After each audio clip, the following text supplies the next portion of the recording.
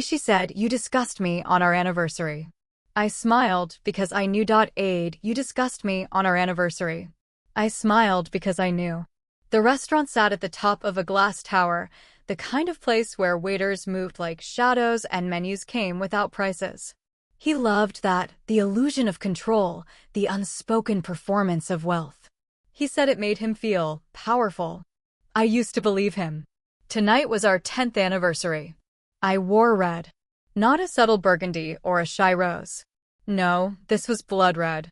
Silk, plunging neckline, the kind of red that demanded space. It was a color he despised. He said it made me look cheap. Hungry. Like I was trying too hard. And yet tonight, I wore it deliberately. Let him choke on it. He didn't compliment me. Of course he didn't. He barely looked up from the wine list. He chose the wine, a Chardonnay I hated. He ordered lobster for me without asking, just like always. That's who he was. Everything had always been on his terms. What I wore. What I ate. When I smiled. 10 years of "don't be dramatic." 10 years of "are you really crying again?" 10 years of quiet digs that became my internal monologue. And still, I sat across from him. Smiling. Waiting. Not because I was weak. But because I was ready. Tonight was for him. A celebration, he thought.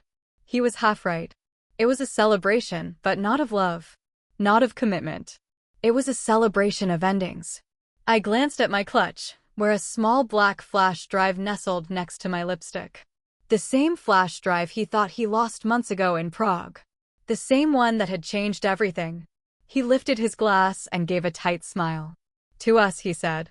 I clinked my glass gently against his and replied, "To honesty." And I meant it. The waiter placed the dessert in front of us like it was something sacred, a dark chocolate soufflé in a porcelain ramekin, steam rising delicately into the candlelit air. He gave a polite bow and vanished, leaving only silence and the scent of bitter cocoa between us. I watched the soufflé collapse slowly in the center, as though even it knew what was coming. He adjusted his cufflinks, gold, engraved with his initials. A 10th anniversary gift I had given him 5 years ago, back when I still believed effort earned affection. "You've been quiet tonight," he said, taking a bite without offering me any. That dress.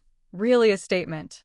His eyes skimmed my body the way one might examine a damaged package, mildly curious, vaguely annoyed. "I thought anniversaries were for making statements," I replied, sipping water. His smirk barely moved. "You always were dramatic." Always. Such a small word. Yet he wielded it like a blade. Always too emotional. Always too sensitive. Always too much. It wasn't the first time I'd been gutted by that word. But it would be the last. He took another bite, then set his spoon down, folding his hands like a judge about to pass sentence. "I've been disgusted by you since our first night." There it was. He didn't flinch. No build-up. No apology. Just cold truth, neatly delivered between bites of soufflé. I blinked once. Tilted my head. Let the words settle like ash. Not shocked. Not wounded. "Ready. Is that so?" I said, dabbing the corner of my mouth with my napkin. "You were nervous, overeager. Clingy. I thought you'd grow out of it. But no. You became even more exhausting. Always needing something. Always feeling too much." I looked at him for what he truly was, a man who saw vulnerability as a disease, who mistook emotional intelligence for weakness, who needed to tear others down just to feel upright. He wasn't cruel because I deserved it. He was cruel because he thought he'd never be challenged. "I see," I murmured, and let a smile stretch across my lips. A slow, calm smile. Because while he savored his bitter dessert, I was savoring the moment I had waited months for. He didn't know what was coming. Next. He didn't know I had already unstitched the life he built. I stirred my spoon in the untouched soufflé and replied softly, "It's good you finally said it." He leaned back, smug. "You'll thank me someday. Honesty is a gift." "Oh, I already have," I whispered. And then I reached down and gently tapped my clutch beneath the table. The flash drive was warm against my fingertips. Like a fuse, waiting. It had fallen beneath the passenger seat, half crushed beneath an old umbrella and a faded grocery receipt. I almost missed it. That tiny black flash drive. The one he thought he lost on his business trip to Prague.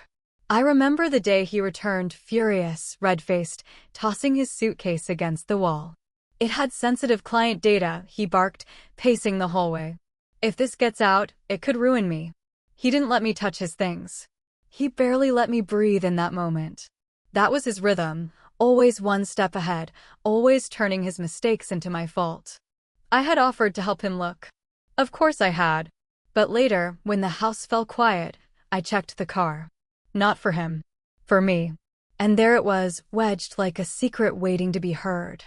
That night, while he snored upstairs with his back to me, like always, I plugged it into my laptop.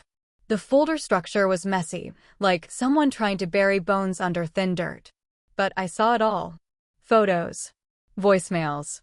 Videos. Transfers. Emails with Lena that made me feel like an uninvited guest in my own marriage. He called her my clarity, my real, and once the reason I wake up. That one stung. I hadn't been his reason in a long time, but seeing it written, sent, saved, it hollowed me out. And then came the files I wasn't supposed to see. Bank statements. Wire transfers.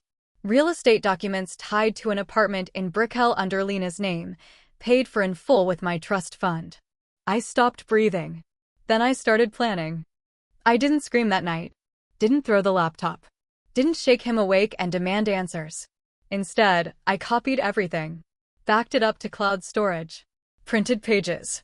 Burned a disk. Made a secondary copy and mailed it to my sister in Chicago with no return address, just in case. Then I sat back and watched him for the next few weeks. I watched how his lies bent around him like armor. The casual cruelty. The forgotten anniversaries. The way he'd sigh when I walked into a room, like my very presence was a nuisance. I didn't confront him. I made tea.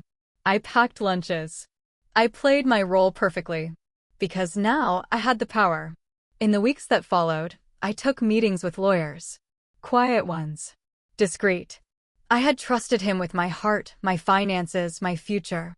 Now I trusted no one except evidence. Evidence was loyal. Evidence didn't lie. Back in the restaurant, as the violins played and he mocked my red dress, that same flash drive sat inside my clutch. Not because I needed it anymore. The copies were already distributed, already moving through legal hands. But because I wanted to feel it. Like a loaded gun in my palm. Like a promise I had made to myself and was just about to keep. He sipped his wine. He still thought he was in control. But the truth was this. He was already finished. Her name was Lena Morales, and she wasn't what I expected. Not that I knew what I expected. Maybe someone crueler, colder, younger, shinier. A seductress, a manipulator, someone I could hate with ease. But Lena wasn't that. She was 28. Wore oversized sweaters and didn't own a car. She worked as an administrative assistant in his firm's satellite office in Coral Gables. The building I had once helped design the lobby for, back when I still had a name of my own on design permits. I found her email address buried in a forwarded thread. I wasn't sure if she'd respond, wasn't even sure I wanted her to. But I needed to know who she was. What she knew. So I sent one line. He gave you an apartment. Did he also tell you it was paid for with my dead mother's house? I expected silence. But 3 hours later, she replied. He told me she left it to him. That they were married. That you were sick. I didn't know. Please, can we talk? We met in a quiet cafe in Coconut Grove. She sat tucked in the back, fingers curled around a chipped ceramic mug, like she was trying to hold herself together. When she saw me, she stood awkwardly, guiltily. Her hair was pulled into a messy bun. She wasn't glamorous. She wasn't arrogant. She was tired. Thank you for coming, she said, voice shaking. I didn't come to fight, I told her, slipping into the chair across from her. I came to understand. What followed was 3 hours of unraveling. She thought he was divorced. She thought I was unstable and paranoid. That's what he told her. She said he called me controlling. Claimed I faked panic attacks to manipulate him. That I refused to work and lived off his ambition. I let her talk. I watched the truth start to rot at the edges of her belief. When I pulled out the folder of financial statements, highlighted, time-stamped, she paled. When I showed her the trust fund withdrawal signatures forged, she looked like she might be sick. And when I slid a photo across the table, me in a hospital bed, 6 years ago, miscarrying our second child while he was on a trip with her, she began to cry. She wiped her eyes and whispered, "I didn't know. I swear I didn't know." And strangely, I believed her. She wasn't innocent, but she wasn't the architect either. He had spun her a story. One of freedom, reinvention, rescue. The same way he had once spun me a story of forever. "I'm sorry," she said again. "I'll do whatever you need." That's when the plan shifted. What began as survival was now something more. Now I had a witness. Back in the present, seated across from him in the restaurant, he still wore the mask, composed, superior, unbothered. But somewhere in the city, Lena was preparing her own folder. And soon, the version of him he had carefully crafted would start to crumble, in courtrooms, in reputations, in whispers among his clients. He had seduced one woman with lies. But it would be 2 women, the ones he underestimated, who'd bring him to his knees. The moment Lena said, "I'll do whatever you need," I didn't rush. Revenge done right isn't fast. It isn't loud. It's meticulous. Measured. Untraceable. The first move was to change the locks on my inheritance, both figuratively and literally. The condo he'd put in Lena's name? I filed a lien. Quietly. Legally. The property had been bought with stolen funds from my trust, and my lawyers had the documents to prove it. My late mother's house, the one he tried to sell behind my back, was already transferred into a private holding company I created 6 months earlier, when I first noticed discrepancies in our joint statements. He hadn't noticed because he never checked my paperwork. Why would he? In his eyes, I was careless and naive. Just the way he liked me. Until I wasn't. Next, I restructured the business. The small interior design firm we co-founded, or rather, I founded, and he latched onto when it started doing well, was dissolved under its current name. A new LLC emerged in its place, clean and silent, with a new partner, a woman I once mentored, now quietly managing my client list. He didn't even notice. He was too busy juggling his double life, preparing to leave me broken and dependent, while I was building an escape route with silk gloves and a scalpel. Lena, for her part, delivered. She printed her emails, voicemails, screenshots of messages where he promised he was handling the divorce and how his wife was too mentally unstable to understand real love. She handed over copies of receipts, transfers, and a timeline that perfectly overlapped with my evidence. She even agreed to testify, not out of vengeance, but guilt. She had once believed him. She needed to make that right. "Do you want to confront him together?" she asked. "No," I said simply. "He needs to think he's still in control. Until the moment he isn't."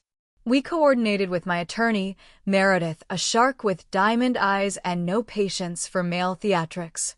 "The financial fraud alone will bury him," she said after reviewing the flash drive and Lena's documents. "And if Lena's willing to speak under oath? He's done." I signed every page carefully, calmly. No second thoughts. I'd already mourned the man I married. This wasn't grief anymore. This was reclamation. Back at the restaurant, the lights dimmed as dessert was cleared. He sipped the last of his wine and said something arrogant, I don't remember what. Because all I could hear was the soft click of the last piece falling into place. Tomorrow, his email would ping with legal notices. His firm would be served a subpoena. And Lena? She'd quietly resign. He wouldn't even see it coming. Because in that moment, across from me, post-Sufal, basking in his own smug cruelty, he still believed he was untouchable. He still believed I was too soft to act, too broken to fight. He didn't know I had built a quiet war behind my smile. He didn't know the reckoning had already begun. There's an art to timing. Too early, and it's just drama. Too late, and it's regret. But perfect timing? That leaves scars. And tonight, I had perfected it. He reached for his glass again, third refill. The wine was loosening his posture, letting that performative smirk settle into smug satisfaction. The soufflé was gone. His appetite still full, with himself. Across the room, just past the open arch near the balcony, Lena walked in. Red lips. Sleek bun. A black sheath dress I had helped her pick out. She looked nothing like the girl who had once believed his lies. She looked like someone reborn. She didn't approach. Didn't need to. She slipped into a booth against the far wall, her posture clean, eyes cool. Her phone glinted in the candlelight. Recording. As discussed. He didn't see her. Not yet. But I did. And I smiled, not wide, not theatrical. Just enough. Because I wasn't alone anymore. This wasn't just my story. It was our reckoning. So, what now? He asked, stretching like a king before a nap. Another 10 years? Or maybe you'll finally learn to stop pretending everything's fine. I tilted my head. Pretending? You know what I mean. He leaned in conspiratorially, like he was offering me wisdom. You've always faked your way through life. With me. With clients. Even with yourself. You think I've been faking it? I said, voice low measured. Please. He chuckled. This marriage? A favor, really. You weren't exactly a prize. I set my fork down gently. My fingers brushed my clutch. I didn't need the flash drive anymore, but the weight of it grounded me. You're right, I said. I wasn't a prize. He raised a brow, surprised at the admission. I was naive. Soft. Too trusting. I believed in things like loyalty and sacrifice and honesty. He rolled his eyes. Here comes the speech. But now, I continued, cutting him off, I believe in consequences. That caught him. He narrowed his eyes. What's that supposed to mean? I leaned forward, resting my arms on the table. My voice was barely a whisper. I know everything. Lena. The stolen funds. The forged signatures. The condo in her name you bought with my inheritance. His mouth opened slightly, as if the words couldn't land.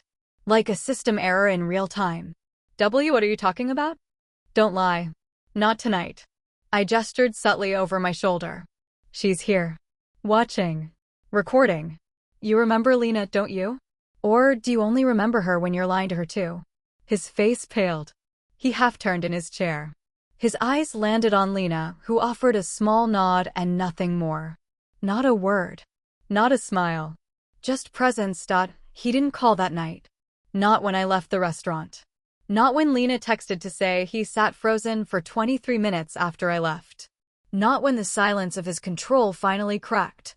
But by 7:48 a.m. the next morning, his world started to fall. The first blow came from the firm. He arrived to work, likely hungover, still reeling, only to be met by two men in gray suits at reception. Process servers. Calm. Precise. Holding papers that spelled out everything. Misappropriation of marital funds. Fraudulent financial activity. Real estate theft. Divorce filing. Injunctive relief. The receptionist handed him a small envelope just after. Inside, Lena's resignation letter and a single flash drive. The second blow came an hour later, when his bank accounts froze. He called the branch in a panic. The line recorded the call. We have a court-ordered restriction, sir, the woman said gently. Pending financial investigation. You can't do this, he barked. But they already had. By noon, his face was the color of ash. Lena told me later, over coffee, her hand steady for the first time in weeks, that he looked like a man walking underwater, unable to breathe, unable to surface. He checked his phone, then stormed out. I think he thought you were bluffing. I nodded. He never knew how deep I'd sunk before I started swimming. The third blow was personal.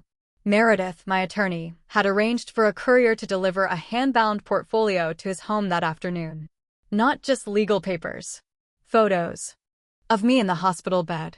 Of the trust fund accounts before and after his theft. Of Lena's timeline, cross-verified with his emails. And one final photo. A framed image of the two of us on our wedding day. Except this time, it was annotated. Each vow highlighted. Each one broken. He finally called at 4:16 p.m. I didn't pick up. He left a voicemail, breathless, enraged, pathetic. You set me up. You twisted everything. You'll regret this. You're not as smart as you think. I listened to it once. Then sent it straight to Meredith for documentation. That evening, Lena and I stood by the marina, watching the boat sway under a crimson sky. She handed me a glass of wine, softer now, eyes clearer. You think he'll try to fight it? He might, I said. But he's not fighting me anymore. He's fighting evidence. And it doesn't blink. The next morning, I mailed him a letter. No signature. No return address. Just one line written in ink across the page. You said you were disgusted since our first night. I only started smiling the day I walked away.